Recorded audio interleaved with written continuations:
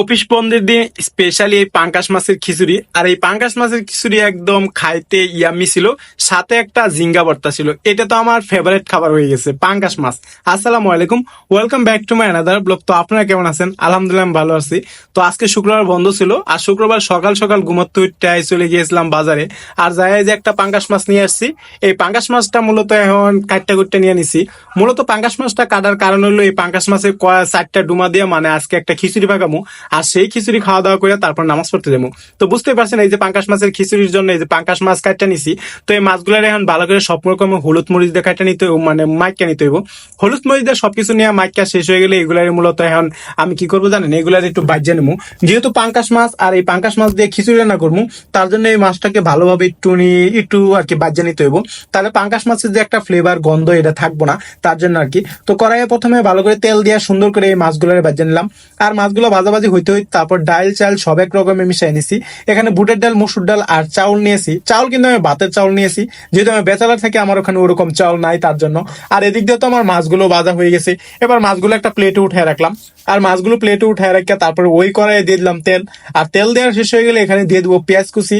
আর পেঁয়াজ কুচির পর একটু লাড়াচাড়া পায়রা, তারপরে এখানে দিয়ে দেবো জিরা আর একটু তেজপাতা। তারপর এগুলো দিয়ে একটু নাড়াচাড়া পায়রা, তারপর দিয়ে দেবো একটু ও আদা বাটা, রসুন বাটা, সব রকম বাটা গুলো পাশের রুমের এক ভাবি বাইটে দিছে।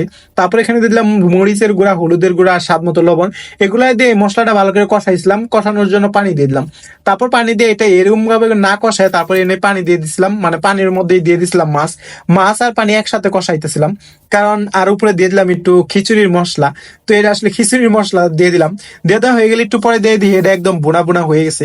যেহেতু বোনা বোনা হয়ে গেছে, এবার মাছগুলিকে উঠায় রাখবো, কারণ খিচুড়ির সাথে মাছ যদি আমি মানে আংটান পারি তাহলে মাছগুলো অথবা ভাঙিয়ে দেবো।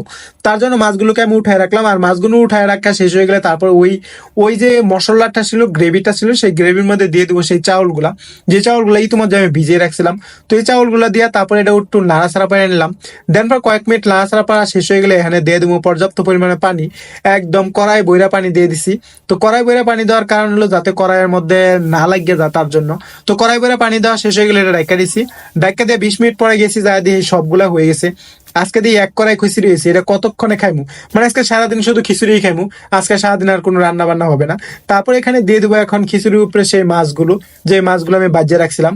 তো মাছগুলো একে একে সব দিয়ে দিব। আর মাছগুলো দেওয়া শেষ হয়ে গেলে এখানে একটু বিলাতি ধনিয়া পাতা দিয়ে দিব।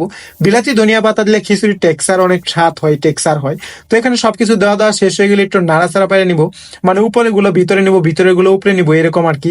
আর মাছগুলো একটু খিচুড়ির সাথে মিশুক, যার কারণে খাইতে একটু বেশি মজা লাগবে। তো এটা ঢাকনাটা ডেকে দিচ্ছি একটু ফুটার জন্য। তো কয়েক মিনিট ফুটার পর এটা নামাই নিছি। আর নামাই নিয়ে এবার তো আমার খাওয়ার জন্য খুব গ্রেভি উঠে গেছে। তো এবার একটু নামাই নিলাম আর প্লেট ভর্তি নিয়ে নিছি। তো নেওয়ার সময় দেখলাম এই খিচুড়িটা একটু মানে হয়ে গেছে, একটু আর কি শক্ত শক্ত হয়ে গেছে। তো এটা ভালো হয়েছে, বিরিয়ানির ফিল পাইতেছি। তারপর ভর্তা নিয়ে নিলাম, আর এই ভর্তা দিয়ে এই পাঙ্গাস মাছের খিচুড়ি খাইলাম। তো এটা আসলে অনেক অমাক একটা খাবার ছিল। তো আপনারা ট্রাই করবেন আর এভাবেই খাবেন। কেমন লাগলো ভিডিওটি সেটা কিন্তু জানাবেন। আর ভালো থাকবেন, সুস্থ রাখবেন। Tata, bye bye.